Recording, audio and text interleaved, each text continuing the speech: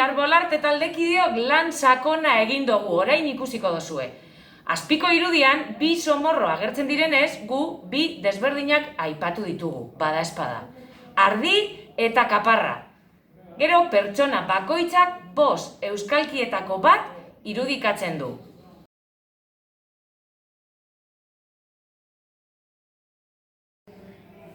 Getxo aldetik ugarixo esaten da, baina ondarrutik ugerixo.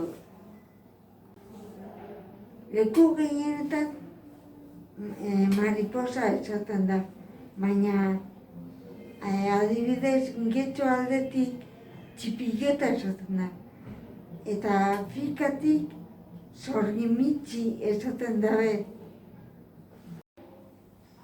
Mendebaldeko herri guztietan ardi esaten jako. Kaparra deitzen jakie leku gehienetan, baina kostaldean adibidez Ondarrun aken deitzen jako. Erdialdeko leku gehienetan igel esaten da, alde bat Getarian Sakel.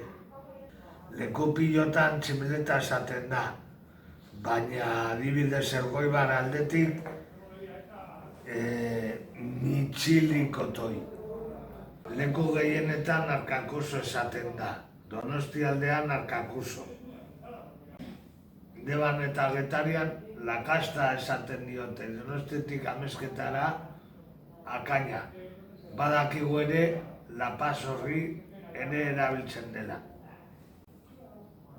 Lekaroz aldetik Negal esaten da. Euskalki honetan, leku gehienetan mariposa esaten da, baina eskurran adibidez txiripiton, leku batzuetan arkakuso, eta bestetan kukuso.